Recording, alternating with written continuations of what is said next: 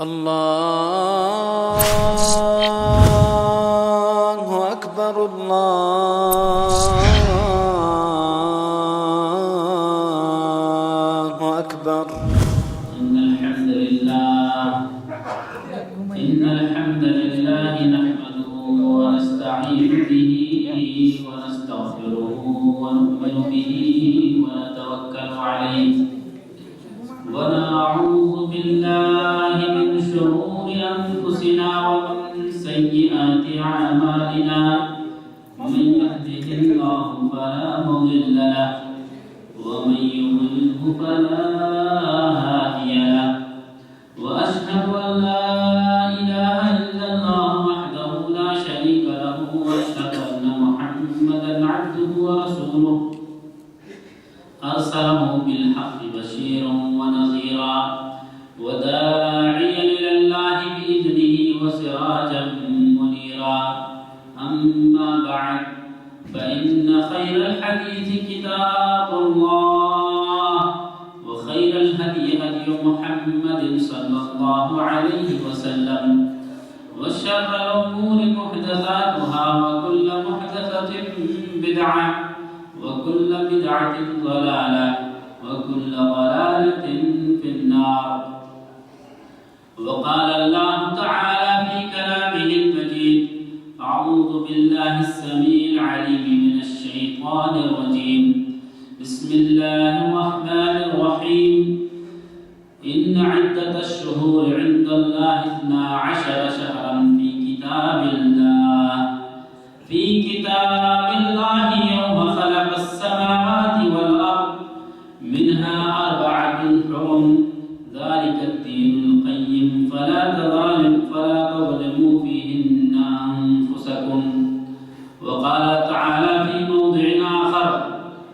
وما آتاكم الرسول فخذوه وما نهاكم عنه فانتهوا. وقال النبي صلى الله عليه وسلم: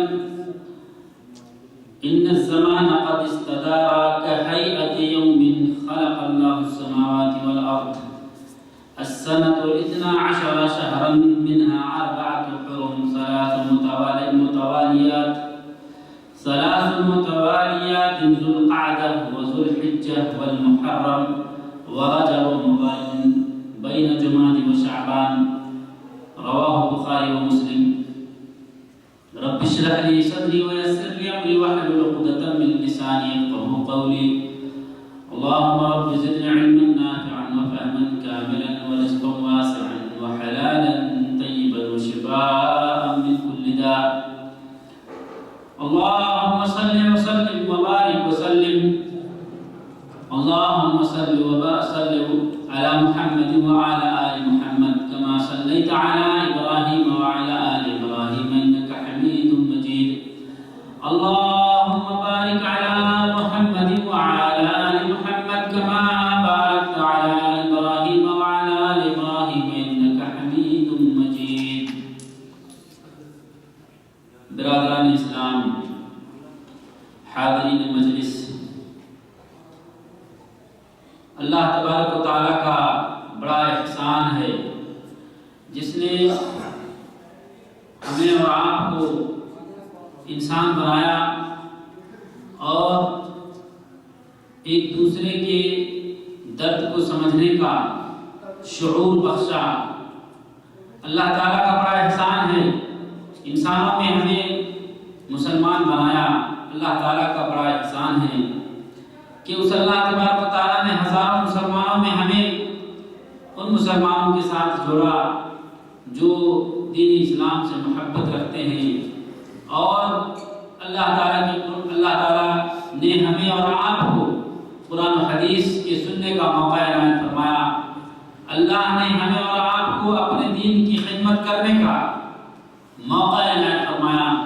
اللہ تعالیٰ کا حمد و ثنا ہے، تعریف ہے، شکر ہے ان کی تمام نعمتوں پر جو گنی نہیں جا سکتی ہیں. ہر نعمت پر اللہ تعالیٰ کا شکر و احسان. اور سب سے بڑا احسان اللہ تعالیٰ کا کہ اللہ نے ہمارے اور آپ کی ہدایت کے لیے، ہمارے اور آپ کی رہنمائی کے لیے، ہماری ہماری گائیڈنگ کے لیے، ہمیں مکمل ضابطۂ حیات بتانے کے لیے، زندگی کا نسخہ کیمیا دے کر حضور اکرم محمد عربی صلی اللہ علیہ وسلم کو اس دار فانی پر مبعوث فرمایا۔ درود و سلام ہو اللہ تعالیٰ کے بھیجے ہوئے تمام پیغمبروں پر،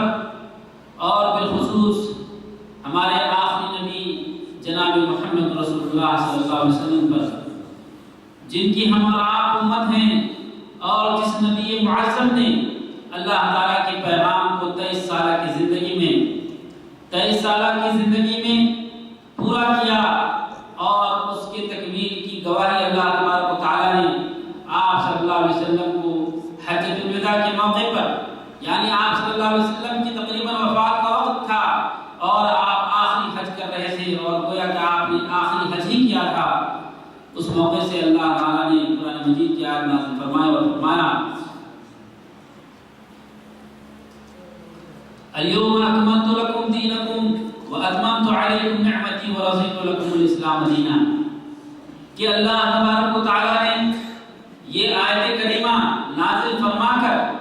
اپنے نبی کو اور جتنے بھی امت نبی تھے ان سب کو یہ خبر دے دی کہ اب دین مکمل ہو گیا۔ تمہارے بیچ جو نبی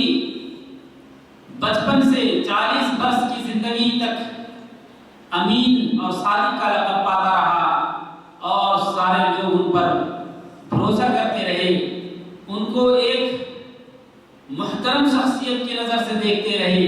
جب وہ نبی بنائے گئے تو نبوت کے بعد مختلف شرائع اسلامیہ آپ کے اوپر مکلف کی گئی، اور جس کو مسلمانان مکہ نے، مسلمانان مدینہ نے، اور جو لوگ بھی جہاں کے بھی اسلام قبول کیے انہوں نے اسے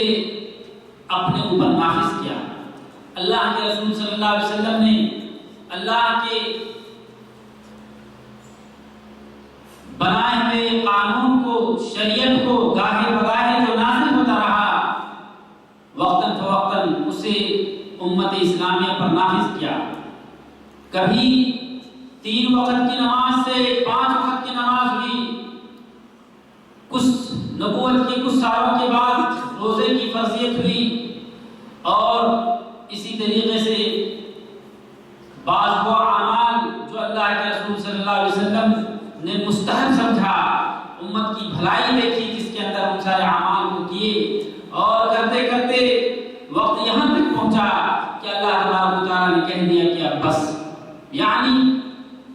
الیوم اکملت لکم دینکم، سب سے آخری مرحلہ اسلام کے 5ویں رکن کا حج کا تھا، جس کے اندر عبادت کے بڑے بڑے مناسک تھے۔ ان مناسکوں کو اللہ کے رسول صلی اللہ علیہ وسلم نے اس حج کے اندر کر کے دکھایا اور پورا کیا۔ جب وہ سب پورے ہو گئے تو اللہ تبارک و تعالیٰ نے ڈائریکٹلی قرآن کریم کی آیت نازل کر دیا اور کہا کہ اب دین مکمل ہو چکا ہے۔ وَأَتْمَمْتُ عَلَيْكُمْ نِعْمَتِي، اور ہم نے تم لوگوں پر اپنی نعمت پوری کر دی ہے۔ وَرَضِيتُ لَكُمُ الْإِسْلَامَ دِينًا، اور بحیثیت دین کے اسلام سے ہم تم سے راضی ہو گئے ہیں۔ یعنی معزز سامعین کرام، دین اسلام ہی صرف اللہ تبارک و تعالیٰ کے نزدیک قابل قبول دین ہے، اور اس دین کا تکملہ یعنی اس دین کی شریعت اور قانون، زندگی گزارنے کے طور طریقے، دین کے اعمال، اور اللہ کے رسول صلی اللہ علیہ وسلم کے بقول کہ ہر وہ اچھائی جو امت کے حق میں تھی اسے میں نے بتا دی، اور ہر وہ برائی جو امت کے حق میں تھی اسے میں نے روک دیا، وہ ساری چیزیں پوری ہو چکی، اور اللہ کے رسول صلی اللہ علیہ وسلم کی زندگی ہی میں پوری ہو چکی، اب اس سے زیادہ کوئی کرنے کی ضرورت نہیں ہے۔ اور یہی وجہ ہے کہ اللہ تبارک و تعالیٰ نے قرآن مجید کے اندر امت مسلمہ کو بلکہ پوری انسانیت سے یہ خطاب فرمایا کہ وَمَا آتَاكُمُ الرَّسُولُ فَخُذُوهُ، کہ تمہیں جو کچھ بھی نبی کریم دے اسے لے لو، وَمَا نَهَاكُمْ عَنْهُ فَانْتَهُوا، جس سے تمہیں روکیں اسے رک جائیں۔ معزز سامعین کرام، ان چند آیتوں کے ترجمے کے بعد جس موسم اور فصل سے ہم گزر رہے ہیں وہ شہر محرم الحرام، محرم کا مہینہ کہلاتا ہے۔ یہ مبارک مہینہ اللہ تبارک و تعالیٰ نے اسے حرام حرمت کا شرف بخشا ہے۔ اس مہینے کو ان 3 مہینوں کے ساتھ اس مہینے کو بھی اللہ تبارک و تعالیٰ نے شرف حرمت سے نوازا ہے کہ اس کے اندر کسی طرح کا ظلم و زیادتی اور کوئی فساد، قتل و غارت گری کرنا اللہ کی طرف سے ممنوع ہے۔ اللہ تبارک و تعالیٰ نے قرآن مجید کے اندر فرمایا ان عدت الشہور عند اللہ 12 شہرا، کہ یقیناً اللہ تبارک و تعالیٰ کے نزدیک مہینوں کی تعداد 12 ہے۔ فی کتاب اللہ تعالیٰ کی کتاب میں، اور اللہ تعالیٰ کی کتاب سے مراد یہ قرآن کریم ہے، اور وہ کتاب جو تمام کتابوں کا ہے، یا جسے ہم الکتاب کے نام سے جانتے ہیں، لوح محفوظ کے اندر۔ یعنی اللہ تبارک و تعالیٰ نے انسانیت کی تخلیق سے پہلے یہ بات طے کر رکھا ہے کہ انسانوں کے لیے جو مہینے اور سال کی تعداد ہوگی وہ اس طریقے سے ہوگی، اور مہینہ سال کے 12 ہوں گے، 12 مہینے ہوں گے سال کے،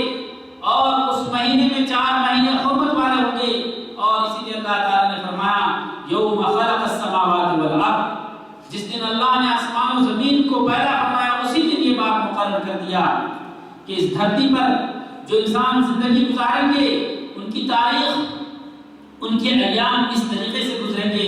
کہ وہ مہینے کے 12 پورا کریں گے تو گویا کہ سال پورا کر لے گا۔ منہا 4 حرم، اور ان میں سے 4 مہینے حرام ہیں۔ ذالک الدین القیم، اللہ نے فرمایا کہ یہی ٹھوس دن ہے۔ آپ ذرا غور کیجیے کیا مطلب ہے اللہ تعالیٰ کے یہ کہنے کا کہ یہی ٹھوس دن ہے۔ اس آیت کریمہ کے سیاق میں آپ جب غور کریں گے تو آپ یہ محسوس کر سکتے ہیں کہ اس سے مراد یہ ہے کہ کوئی انسان اس سے تجاوز نہ کرے۔ ان مہینوں سے یا ان مہینوں میں سے جن مہینوں کو حرام قرار دیا ہے اس کو تسلیم کرے، اللہ کے اس فرمان کے سامنے سر نیاز خم کر دے اور اللہ کے احکام کی تعمیل کرے۔ اسی لیے اللہ نے فرمایا فلا تظلموا فیہن انفسکم، ان 4 مہینوں کے اندر اپنے اوپر ظلم نہ کرو۔ اس کا یہ مطلب نہیں کہ اور دوسرے مہینوں کے اندر تم ظلم کرو، لیکن اللہ تبارک و تعالیٰ نے یہ فرمایا کہ یہاں پر ظلم سے مراد چاہے اگر دشمن حملہ بھی کرنے والا ہے تو انہیں روکنے کی ضرورت ہے، اور یہاں تک کہ حرمت کا مہینہ ختم ہو جائے۔ حضرت ابی بکر رضی اللہ تعالیٰ عنہ سے روایت ہے، آپ صلی اللہ علیہ وسلم فرماتے ہیں ان الزمان قد استدار كهيئة يوم خلق الله السماوات والارض، کہ بے شک زمانہ گھوم کر چکر لگا کر اس شکل میں آ چکی ہے، یعنی جب زمانہ سال پورا کرتا ہے تو زمانہ کا 1 سال پورا ہو جاتا ہے، گویا کہ ایک پرتھوی کو یا ایک سرزمین کے حصے کو پورے طور پر وہ چکر لگا دیتا ہے۔ اور آپ صلی اللہ علیہ وسلم نے فرمایا کہ یہ اس دن فیصلہ ہو گیا کہ جس دن اللہ نے آسمان و زمین کی پیدائش فرمائی اور کہہ دیا کہ السنۃ 12 شہرا، کہ سال کے 12 مہینے ہیں، منہا 4 حرم، اس میں سے 4 مہینے حرام کے ہیں، 3 متوالیات، 3 مہینے لگاتار حرمت کے ہیں، جو مہینے ذوالقعدہ، ذوالحجہ اور محرم الحرام کے مہینے سے جانے جاتے ہیں، اور 4تھا مہینہ رجب ہے جو جمادی الاولیٰ اور شعبان کے بیچ میں آتا ہے، بخاری اور مسلم کی روایت کے مطابق۔ معزز سامعین کرام، ہم نے یہ جانا کہ یہ مہینے اور سال کسی انسان کے بنایا کرتا نہیں ہے، اللہ تبارک و تعالیٰ کا فیصلہ ہے، اور اللہ تعالیٰ نے اس فیصلے کو کے اندر اللہ تعالیٰ اپنی یکتائی میں ایک ہے، اس کے اندر کسی کا شریک و ساجی نہیں ہے۔ فائدہ اس بات کا یہ ہے کہ انسان ان مہینوں کے اندر اگر تجاوز کرنا چاہتا ہے تو انہیں اللہ تبارک و تعالیٰ کا خوف ہونا چاہیے کہ کوئی بھی چیز اللہ تبارک و تعالیٰ کی تخلیق کے تحت میں اگر کوئی بڑھاوا یا کمی کی ضرورت سمجھتا ہے تو انہیں سوچنا چاہیے کہ گویا کہ وہ اللہ اور اس کے رسول کے ساتھ صلی اللہ علیہ وسلم چیلنج کر رہا ہے۔ معزز سامعین کرام، اب یہ مہینہ جس کا تذکرہ ہم کر رہے ہیں وہ اللہ تبارک و تعالیٰ کے یہاں محترم ہے اور اس کی عزت ہے۔ یہی وجہ ہے کہ اللہ کے رسول صلی اللہ علیہ وسلم اس مہینے کے اندر ویسے بھی اور مہینوں سے زیادہ روزہ رکھا کرتے تھے، جیسا کہ آپ صلی اللہ علیہ وسلم سے مروی ہے۔ حضرت ابو ہریرہ رضی اللہ تعالیٰ عنہ فرماتے ہیں کہ اللہ کے رسول صلی اللہ علیہ وسلم نے فرمایا افضل الصیام بعد رمضان شہر اللہ المحرم، کہ اللہ کے رسول صلی اللہ علیہ وسلم نے فرمایا رمضان المبارک کے روزے کے بعد سب سے افضل روزہ محرم الحرام کا روزہ ہے۔ وَأَفْضَلُ الصَّلَاةِ بَعْدَ الْفَرِيضَةِ صَلَاةُ اللَّيْلِ، اور سب سے افضل نماز فرض نمازوں کے بعد رات کی نمازیں ہیں، اور رات کی نمازوں سے مراد وہ تہجد کا نماز ہے۔ معزز سامعین کرام، یہ مطلق اعلان ہے اللہ کے رسول صلی اللہ علیہ وسلم کا کہ آپ صلی اللہ علیہ وسلم نے محرم کے مہینے کے اندر روزے کو سب سے افضل روزہ فرمایا مہینے رمضان کے بعد۔ ابھی جس مہینے سے ہم اور آپ گزر رہے ہیں اس مہینے کا احترام اس طریقے سے ہونا چاہیے کہ انسان زیادہ سے زیادہ صدقات و خیرات کرے، قرآن کریم کی تلاوت کرے، اور جہاں اللہ کے رسول صلی اللہ علیہ وسلم کی حدیث اس بارے میں غماز ہے کہ انسان کے اس یوم عاشورہ کے روزہ رکھنے کی وجہ سے 1 سال کی گناہ اور دوسری روایت کے مطابق 2 سال کی گناہیں معاف ہو جاتی ہیں۔ اس کے پس منظر میں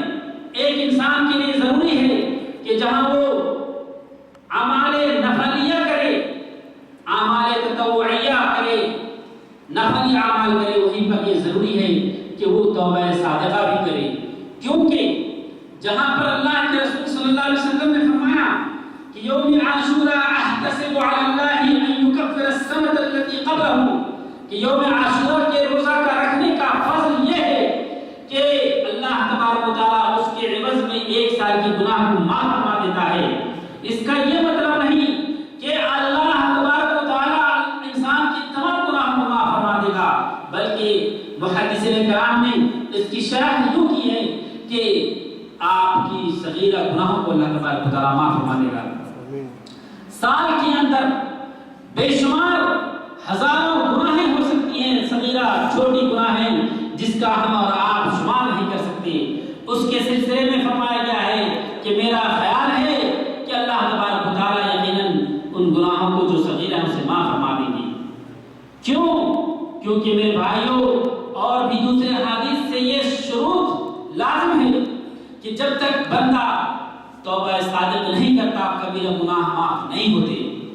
یہ ضروری ہے کہ اگر کوئی آدمی کبیرہ گناہ کر لیا ہے، وہ کبیرہ گناہ ہے جس کے اندر حدود ہیں، حد لگتے ہیں،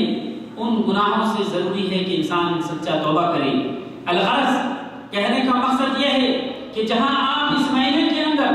نفلی روزہ کا اہتمام کرتے ہوئے صدقات و خیرات، تلاوت کلام مجید اور نوافل کی پابندی کر رہے ہیں، وہیں پر اس بات کی ضرورت ہے کہ آپ اس خوشگواری میں صرف نہ رہیں کہ ماشاءاللہ آپ کو اس 2 روز کے یا 1 روزے کے رکھنے سے آپ کی ساری گناہیں معاف کر دی جائے گی، بلکہ آپ کو اگر ہوش کی نخنی لینی ہے، اگر عقل مند اپنے آپ کو سمجھتے ہیں تو یہ ضرور جانیں کہ آپ کو ضرورت ہے کہ آپ ان دنوں میں آپ توبہ صادقہ بھی کریں۔ معزز سامعین کرام، اللہ تبارک و تعالیٰ کا محض یہ فضل ہے کہ ہم بندوں پر، انسانوں پر ہماری زندگی میں کچھ ایسے ایام، کچھ ایسے دن لاتا ہے جو بڑے ہی قیمتی ہیں، جو ہمارے لیے بڑے ہی فائدے کی چیز ہے، بڑی طور کہ ہم بہت سارے دنوں میں عبادت کرتے ہیں، وہ مروجہ اور مفروض عبادت جو اللہ نے مشروع کر رکھا ہے، لیکن چند دن اللہ تعالیٰ ہمیں اس لیے نوازتا ہے کہ بندہ اور بھی زیادہ نیکیاں لوٹ لے، اور بھی زیادہ میرے قریب پہنچ جائے، اور بھی زیادہ کے اندر خیر و برکت کا مادہ پیدا ہو جائے، اور بھی عمل صالح کے اندر وہ برائیوں کو چھوڑ کر عمل صالح میں لگ جائے۔ یہی حکمت ہے کہ اللہ تبارک و تعالیٰ کبھی رمضان مبارک جیسے مہینے تو کبھی ذی الحجہ کے 10 دن اور کبھی یوم عاشورہ جیسے دن لاتا ہے۔ معزز سامعین کرام، جب ہم اس مہینے کے اندر جتنے بھی احادیث ہیں اس کا مطالعہ کرتے ہیں تو پتہ چلتا ہے کہ جو عمل صحابہ کرام کا اللہ کے رسول صلی اللہ علیہ وسلم کا تھا وہ صرف اور صرف اتنا ہی تھا، وہ صرف اور صرف اتنا ہی تھا کہ آپ صلی اللہ علیہ وسلم اس مہینے کے اندر روزہ رکھنے کا حکم دیے، اور یہ کہا کہ میرا گمان ہے کہ اس روزے کی برکت اور فیض کی وجہ سے 1 سال کے گناہ اللہ تبارک و تعالیٰ معاف فرما دے گا، اور اس روزے کی آمد یا اس کے رکھنے کی سبب کے سلسلے میں صاف حدیث پاک موجود ہے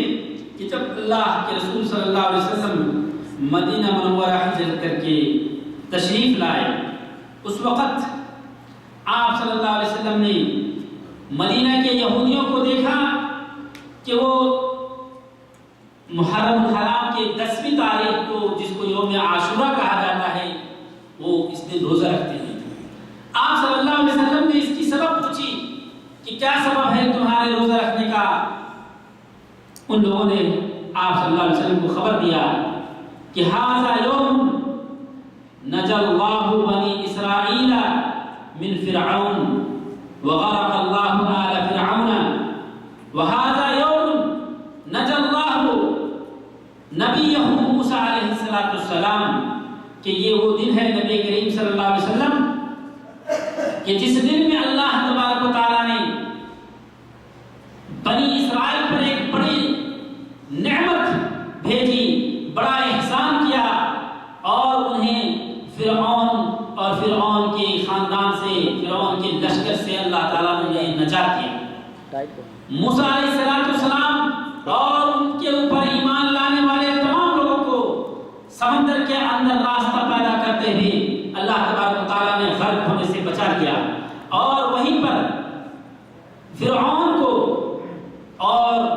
فرعون کے فوج کو غرق آگ کر دیا۔ یہ اتنی بڑی خوشی تھی کہ لوگ گویا کہ موت کے دہانے پر تھے،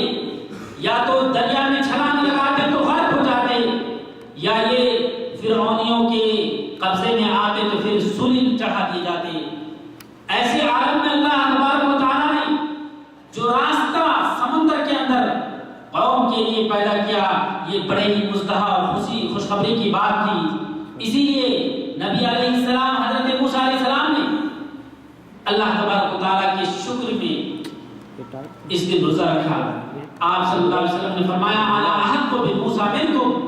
کہ میں تم سے زیادہ حقدار ہوں موسیٰ علیہ السلام کا، کیونکہ نبی ایک دوسرے کے بھائی ہوتے ہیں۔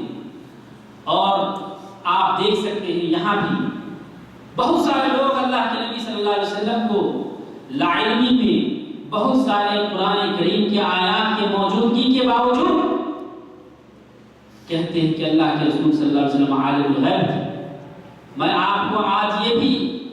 اور بہت سارے دلیلوں میں سے ایک دلیل یہ دیتا ہوں۔ اس سے پہلے میں نے سورہ منافقین کی ابتدائی آیتوں سے دلیل دیا تھا کہ آپ صلی اللہ علیہ وسلم غیب نہیں جانتے تھے۔ قرآن کریم نے صاف طور پر اس کی نفی کی ہے کہ آپ صلی اللہ علیہ وسلم غیب نہیں جانتے تھے، اور یہاں بھی آپ دیکھتے ہیں آپ صلی اللہ علیہ وسلم بخاری اور مسلم شریف کی روایت ہے، پوچھا اس کے بعد ان کو معلوم ہوا کہ یہ لوگوں کے روزہ رکھنے کا سبب کیا ہے۔ اگر آپ صلی اللہ علیہ وسلم عالم الغیب ہوتے، پوچھنے کی کیا ضرورت تھی؟ کیا ضرورت تھی پوچھنے کی؟ کوئی ضرورت نہیں تھی پوچھنے کی۔ البتہ جب یہ علم ہوا تو آپ صلی اللہ علیہ وسلم نے فوراً اس دن کا روزہ رکھا اور لوگوں کے اندر یہ اعلان کیا لَئِنْ عِشْتُ ظن التاسع کہ اگر میں آئندہ سال بھی زندہ رہا تو میں 9ویں تاریخ کو بھی روزہ رکھوں گا. یعنی اس کی سبب اور علت اللہ کے رسول صلی اللہ علیہ وسلم نے یہ بتایا خالف الیہود والنصارى، یہود و نصارہ کی مخالفت کرو، یہود و نصارہ کی مخالفت کرو. اور اس بات سے ہمیں یہ پتہ چلتا ہے کہ مذہب اسلام کے اندر کسی دوسرے دین کا کوئی دخل نہیں، یہاں تک کہ جو کچھ اللہ کے رسول صلی اللہ علیہ وسلم نے کر کے دکھایا، جیسے کہ جو شکرانے کی چیز اللہ کے رسول صلی اللہ علیہ وسلم کے لیے نبی کریم حضرت موسیٰ علیہ السلام کے شکرانے طور پر جو عبادت روزہ تھا اس کو اللہ کے رسول نے اپنا لیا. لیکن کیونکہ اس عمل کو یہود و نصارہ بھی کرتے تھے اس لیے اللہ کے رسول نے کہا کہ ہمیں ان کے طریقے پر نہیں چلنا ہے. اور 9ویں تاریخ کو بھی روزہ رکھنے کے لیے اللہ کے رسول نے حکم فرمایا. اگر انسان کو میسر ہو تو 9ویں محرم اور 10ویں کو روزہ رکھ لے، اور اگر 9 کو نہیں میسر ہو تو 10ویں اور 11ویں تاریخ کو روزہ رکھے. احادیث کے مطالعہ کے بعد یہی بات واضح اور صاف ہوتی ہے میرے بھائیوں کہ اس دن صرف اور صرف اللہ تبارک و تعالیٰ کی رضا کے لیے اور حضرت موسیٰ علیہ السلام کے اس عمل کے لیے جو شکرانے کے طور پہ تھا، اس سنت کو زندہ کرتے ہوئے جسے نبی کریم صلی اللہ علیہ وسلم نے عمل کیا اس کے خاطر کریں، اور اس کا عوض اور بدلہ ہمیں اللہ تبارک و تعالیٰ 1 سال کی صغیرہ گناہ معاف فرمان دیتا ہے. بس یہیں تک اس مہینے کی فضیلت اور اس مہینے کی کل تاریخ یا اس کے اندر ہونے والے اعمال مشروع ہیں اور جائز ہیں اور قابل اقتداء ہیں. اس کے علاوہ اگر جو بھی اعمال ہم کرتے ہوئے دیکھتے ہیں تو وہ اس قرآن کریم کی آیت کے مطابق پرکھیں جسے اللہ خطبہ مسنونہ کے بعد آپ حضرات کے سامنے تلاوت کی گئی. وما آتاکم الرسول فخذوہ، جو بھی اللہ کے رسول تمہیں دیں اسے لے لو. وما نہاکم عنہ فانتہوا، اور جس سے روک دیں اس سے رک جاؤ. یہ امر اور نہیں اللہ تبارک و تعالیٰ کی طرف سے قرآن مجید کے اندر ہے، اور اس امر و نہیں کی کسوٹی اور اس کا معیار یہ ہے کہ انسان بالکل دور پر رک جائے، اس سے ذرہ برابر بھی آگے نہ بڑھے اور نہ پیچھے ہٹے، کیونکہ وہ امر رسول ہے، اور امر رسول بعینہ ہی امر اللہ ہے، امر خدا ہے، اللہ کے حکم کے موافق ہے. اور اگر کوئی شخص اللہ کے رسول صلی اللہ علیہ وسلم کے بتائے ہوئے طریقے کے علاوہ ان 12 مہینوں میں کچھ ایسے طریقے کو اپنا لیتا ہے دین سمجھ کر کے اور فضل سمجھ کر کے اور دین کا خیر خواہ سمجھ کر کے امت کا دردمند ہو کر کے، یہ سارے کے سارے بدعت اور شرک میں مبتلا ہونے کے مترادف ہیں. کیونکہ حضور اکرم صلی اللہ علیہ وسلم کی بخاری اور مسلم شریف کی حدیث کے مطابق من عمل عملا لیس علیہ امرنا فہو رد، من عمل عملا لیس علیہ امرنا فہو رد، کہ جو شخص بھی کوئی بھی عمل کرتا ہے جس پر ہماری مہر نہیں ہے، جس پر ہمارا کوئی فیصلہ نہیں ہے، جس کا حکم ہم نے نہیں دیا ہے، جس کام کا تعلق ہمارے شریعت ہمارے قانون سے نہیں ہے، فہو رد، تو رد ہے، مردود ہے، اس کا شریعت اسلامی کے اندر کوئی جگہ نہیں، اس کی کوئی جگہ نہیں، اللہ کے یہاں اس کا کوئی اجر و ثواب نہیں ملنا. آج آپ جب نگاہیں اٹھا کر کے دیکھیں تو اس عالم کا حال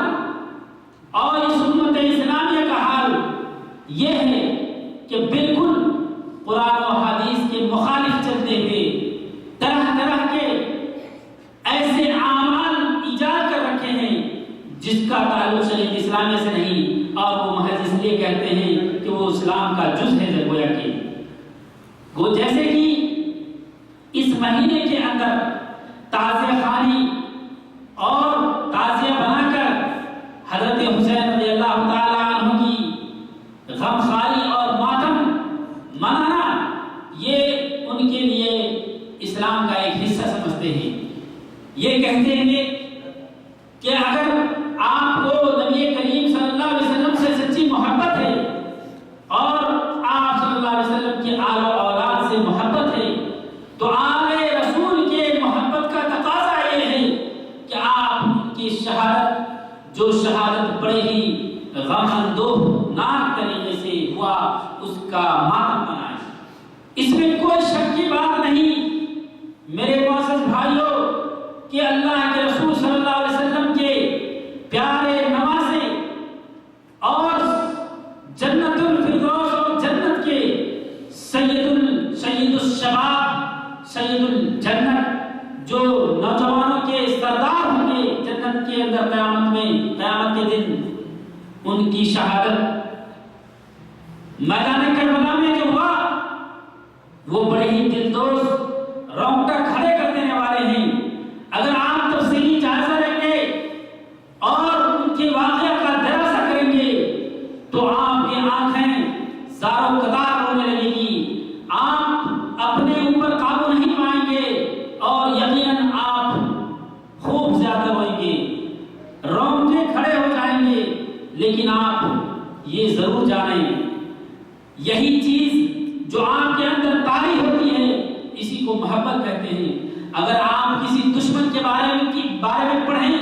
ان کی تاریخ کا اعادہ کریں آپ کے اوپر کوئی اثر نہیں پڑے گا. آپ کو خوشی ہوگی کہ ایسا ظالم آدمی مر گیا بہتر ہے. لیکن وہ نبی صلی اللہ علیہ وسلم کے نواسے جو تمام مواصفات حسنہ سے اخلاق عالیہ سے متصف تھے اور اپنے نانا حضرت محمد عربی صلی اللہ علیہ وسلم کے سنت کے پیروکار تھے اور دین کے اسلام کے ترویج اور اس کے کلمت اللہ کی بلندی کے لیے اپنے آپ کے جسم کے ایک قطرہ کربلا کے میدان میں بہا دیا. آج انہی کے محبوب اور انہی سے محبت کرنے والے لوگ ان کی محبت میں ماتم مناتے ہوئے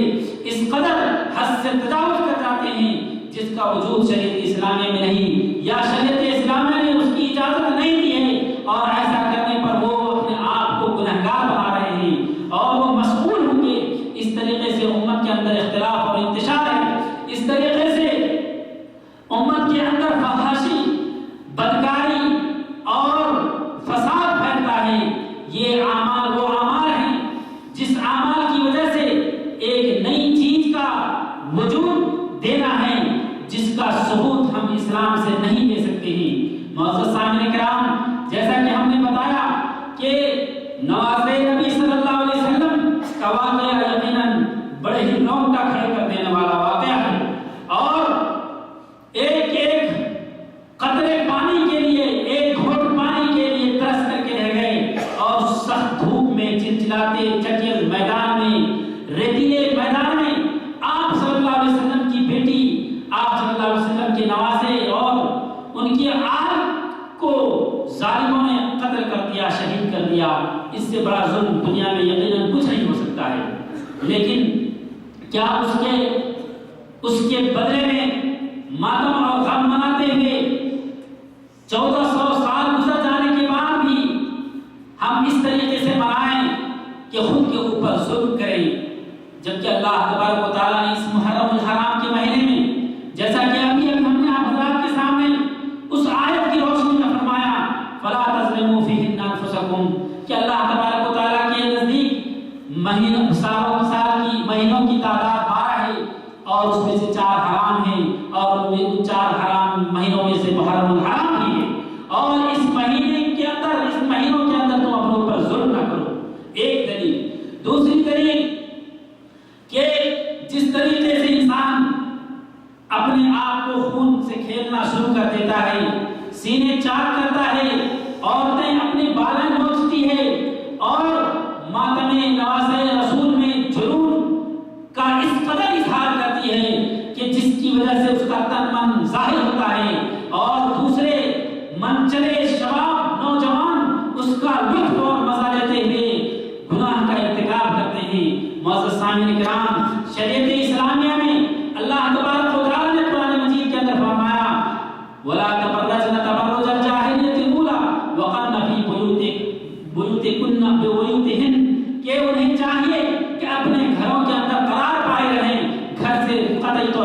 نکلیں. اور جس طریقے سے جاہلیت میں لوگ یا عورتیں بے پردہ نکلا کرتی تھیں اس طریقے سے اپنی بے پردگی کا مظاہرہ نہ کریں. یہ صاف اعلان قرآن مجید کا ہے. اس کے باوجود آپ دیکھ رہے ہیں کہ ماتم رسول کے نتیجے میں یہ عمل جو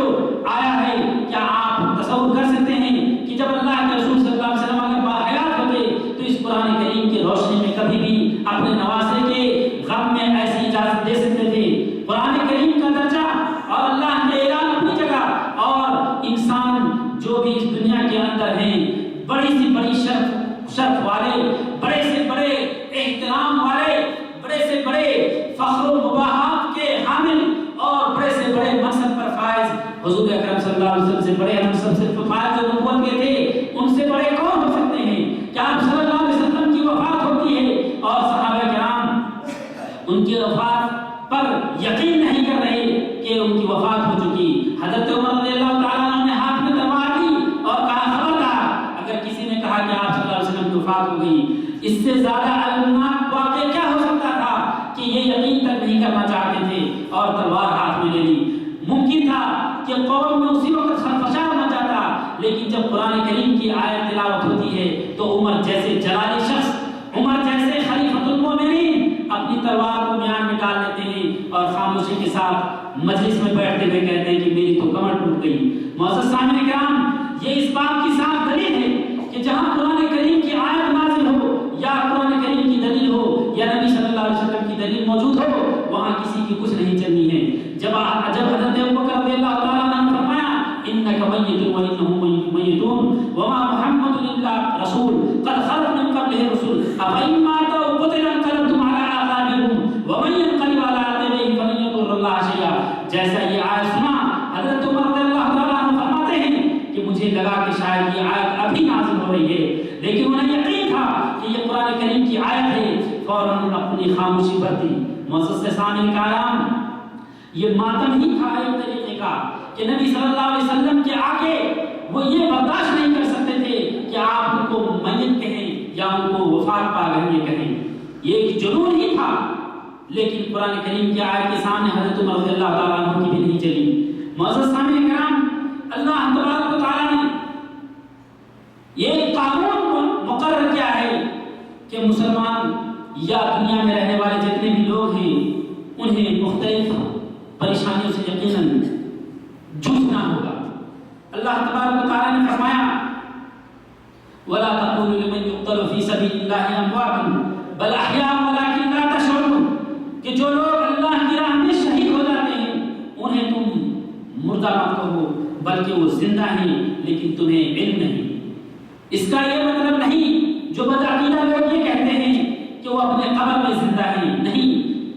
اللہ تبارک و تعالیٰ کی اور اللہ کے رسول صلی اللہ علیہ وسلم کی دلیل صاف ہے. وَهُمْ يُرْزَقُونَ، یعنی وہ جنت کے اندر رزق دیے جاتے ہیں، یعنی وہ بمثل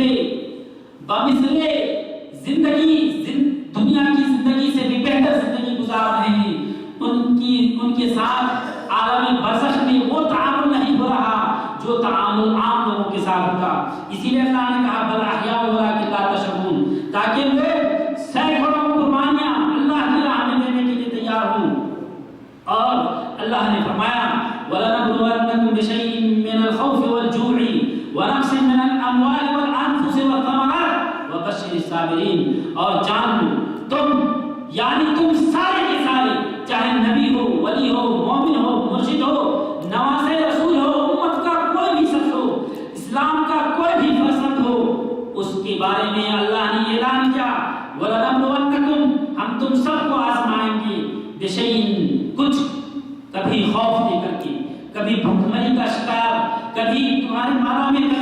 کبھی تمہاری جانیں قبض کر کے، اور کبھی تمہارے پھلوں اور باغاتوں میں کمی کر کے، لیکن وبشر الصابرین، خوشخبری ہے صبر کرنے والوں کے لیے. یعنی اللہ تبارک و تعالیٰ نے یہ صاف اعلان کیا کہ تمہارے اندر بہت ساری چیزوں کی کمی ہوگی جو بڑے مصیبت کے پہاڑ کی طرح سے معلوم ہوگا کہ ٹوٹ پڑا ہے، لیکن خوشخبری تبھی ہے جب تم صبر کر لو.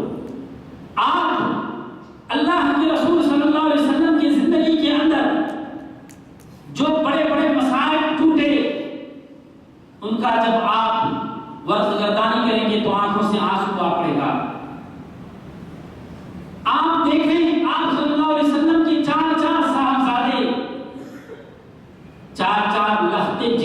وفات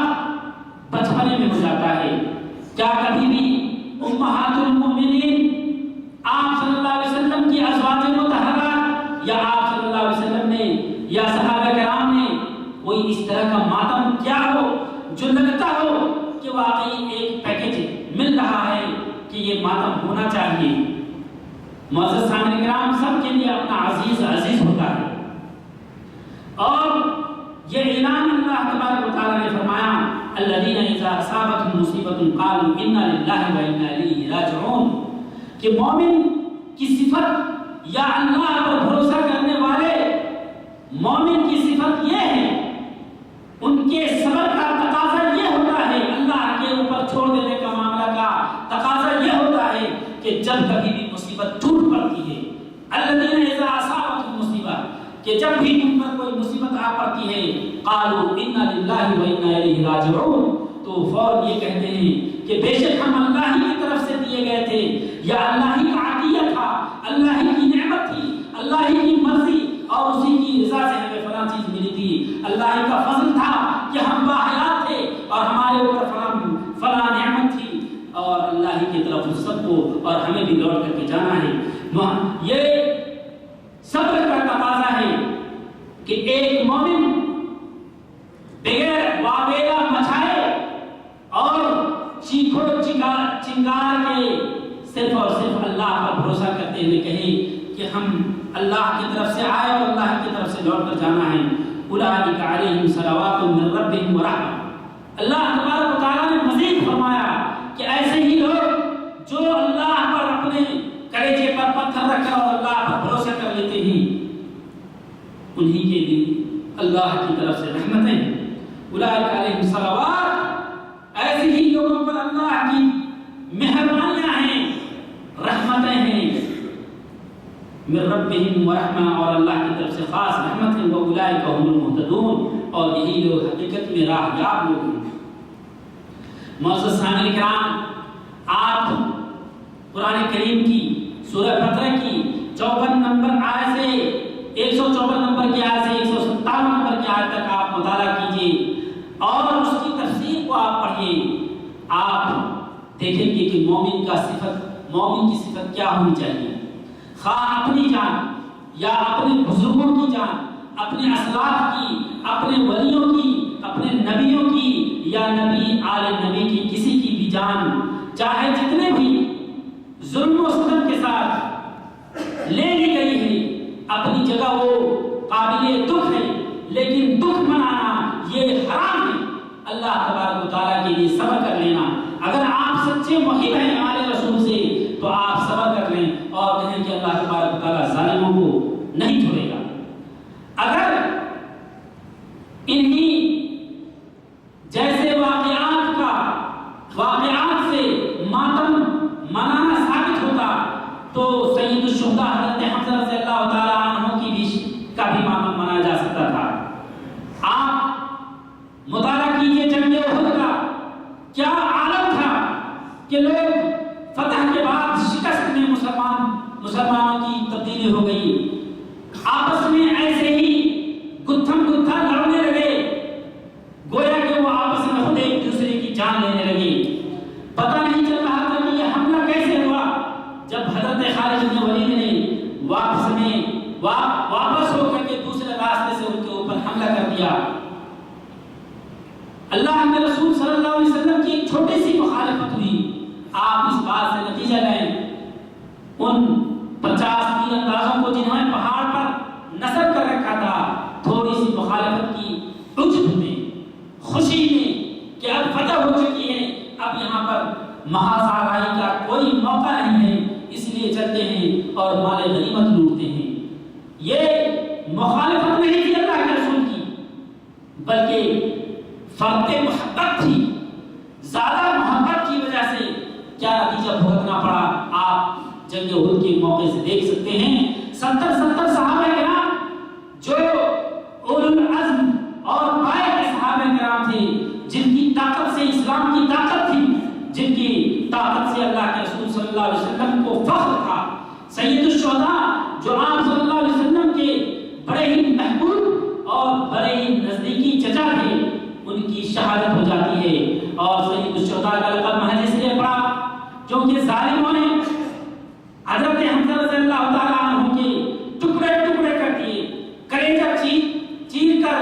سینہ چیر کر کلیجہ نکال کر چبانے کی کوشش کی ہند نے, اور ناک کان کاٹ کر گلے کا ہار بنا لی, اور ان کے جسم کے اندر سینکڑوں زخم دے گئے. یہ عادت تھا کہ ان کی لاش کو دیکھ کر کے ایک انسان گھبرا سکتا تھا, پریشان ہو سکتا تھا, اور خاص طور سے وہ جو محبت کرتا ہو, جن کا نزدیکی ہو, جن سے ان کا تعلق ہو, وہ تو بہرحال برداشت نہیں کر سکتے تھے. یہی وجہ ہے کہ اگر آپ اس واقعے سے نتیجہ اخذ کرنا چاہتے ہیں تو آپ اخذ کیجئے کہ آپ صلی اللہ علیہ وسلم کی پھوپھی حضرت صفیہ رضی اللہ تعالیٰ عنہ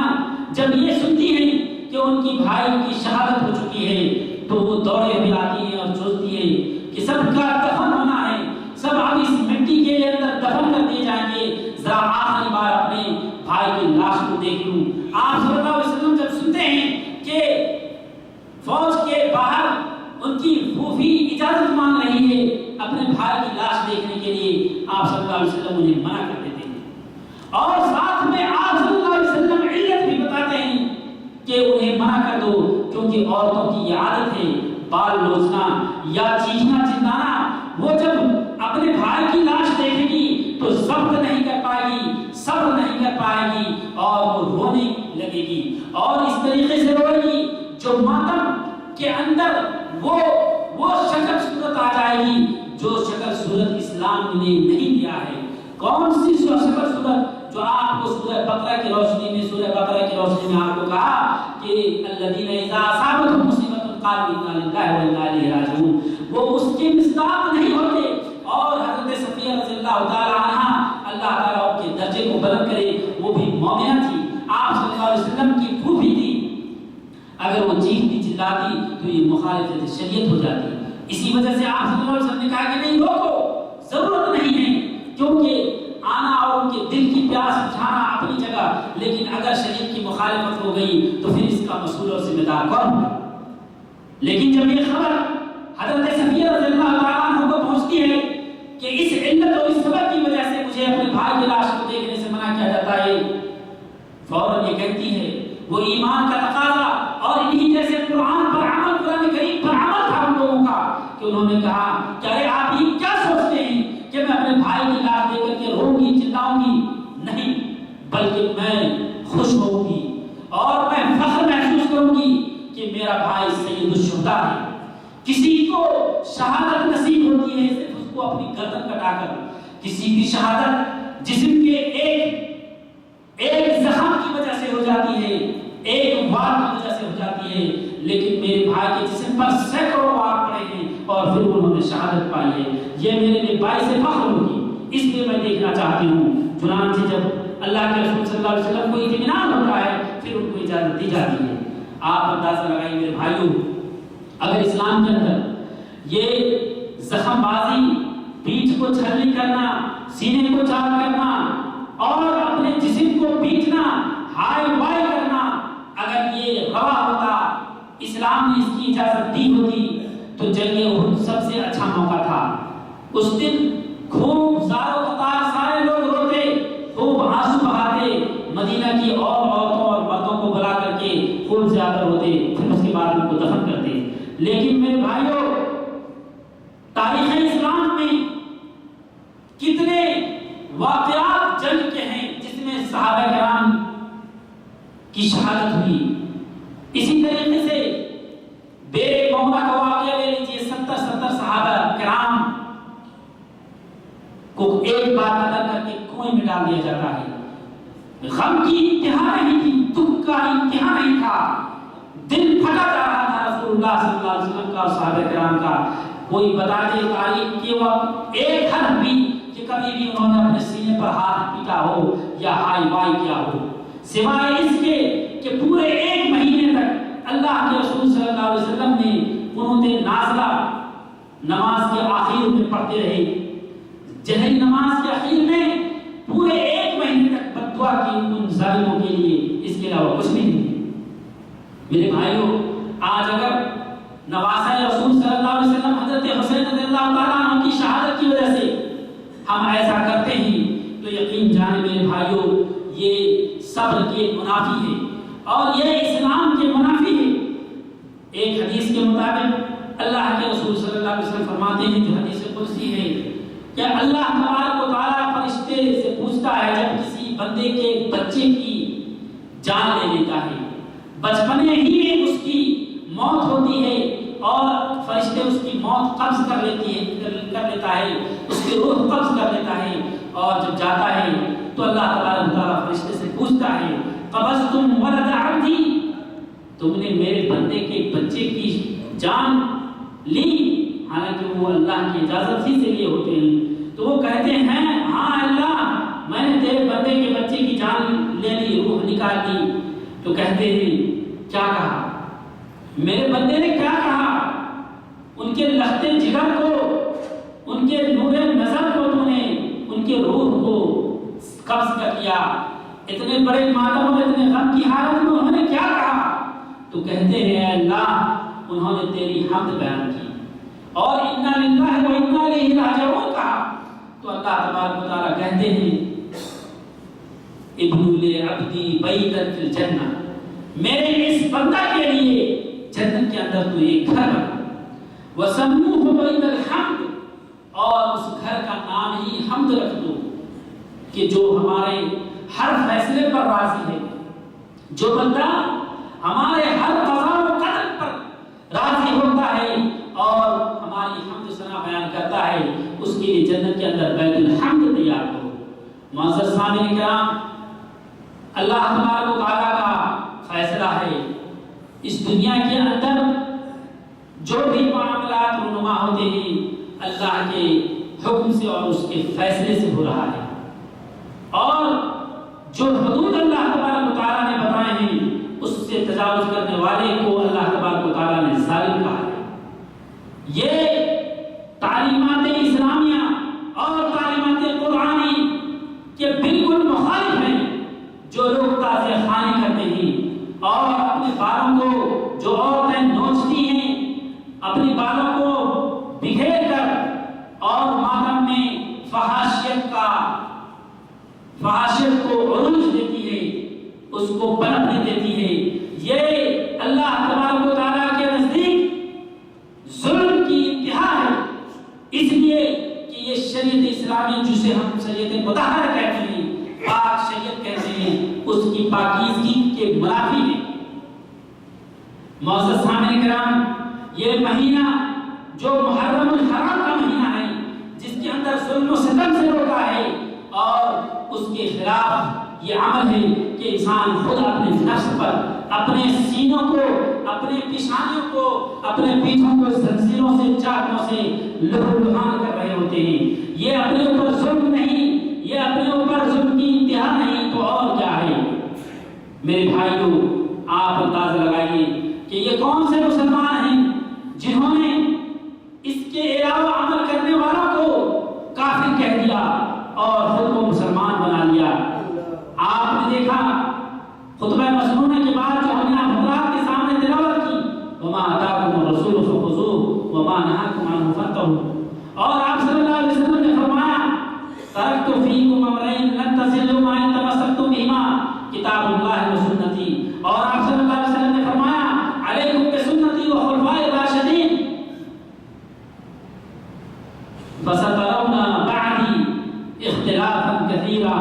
کیونکہ تم میرے بعد بہت سارے اختلافات پاؤ گے، کوئی کچھ کر کے خوش ہوگا، کوئی کچھ کرتے ہوئے خوش ہوگا، وَكُلُّ حِزْبٍ بِمَا لَدَيْهِمْ فَرِحُونَ، ہر ٹولی، ہر جماعت، ہر حزب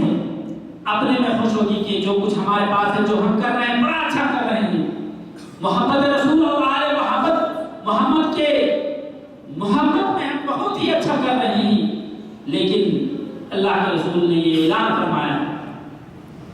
کہ علیکم بسنتی و سنت الخلفاء الراشدین المہدیین، کہ اگر تمہیں کامیابی چاہیے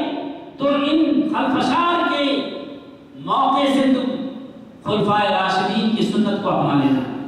عضو علیہا بالنواجذ، اور اس کو مضبوطی سے داڑھ کے کام سے پکڑنے کی طرح پکڑ لینا، اور کہا من عمل عمل لیس علیہ امرنا فہو رد، جو کوئی بھی دین سمجھ کر کے کوئی عمل کرے جس پر ہمارا مہر نہیں لگا ہے تو وہ مردود ہے۔ معزز سامعین کرام، اس محرم الحرام کے مہینے کو اپنے لیے باعث خیر و برکت بنانے کے باعث شر، باعث عذاب بنا لینا، یہ کیسی عقل مندی ہے؟ کیا وہ قرآن و حدیث کا مطالعہ نہیں کرتے؟ اگر آپ تاریخ کا مطالعہ کریں گے، جن لوگوں نے حضرت امام حسین رضی اللہ تعالیٰ عنہ کی جام شہادت نوش فرمانے پر مجبور کیا، یہ وہی لوگ ہیں جو آج اپنے آپ کو چاقوں سے چھلنی کر رہے ہوتے ہیں، اور یقین جانیے یہ ان کے لیے عذاب ہے اللہ تعالیٰ کی طرف سے کہ اس دن سے وہ اپنے عذاب کو خود اپنے ہاتھوں سے دے رہے ہیں۔ انہی لوگوں نے حضرت حسین رضی اللہ تعالیٰ عنہ کو سینکڑوں خطوط لکھ کر کے کہ ہمیں آپ سے بڑی محبت ہے، ہم آپ پر بیعت کرنے کے لیے تیار ہیں، اور اگر آپ نہیں آئیں گے تو امت میں خلفشار بن جائے گا۔ خلافت کا دور ختم ہو چکا تھا، خلفائے راشدین، یہاں تک کہ حضرت علی رضی اللہ تعالیٰ عنہ بھی اس دنیا سے رخصت ہو چکے تھے۔ بڑے ہی سنگین دور سے عالم اسلام بڑے ہی سنگین دور سے گزر رہا تھا، ایسے عالم میں کچھ سمجھ نہیں آ رہا تھا۔ بڑے بڑے صحابہ کرام نے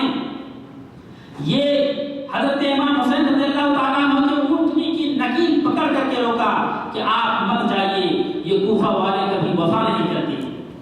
یقیناً یہ آپ کے ساتھ دھوکہ کریں گے۔ لیکن وہ جب خطوں کو دیکھتے تھے تو سوچتے تھے اگر میں نہ جاؤں تو کہیں خیانت نہ ہو،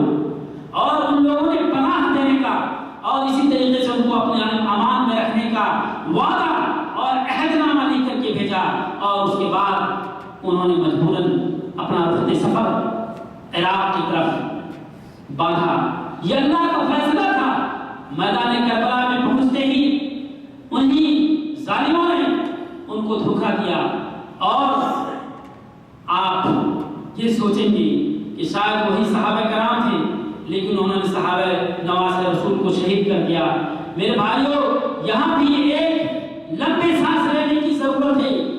اور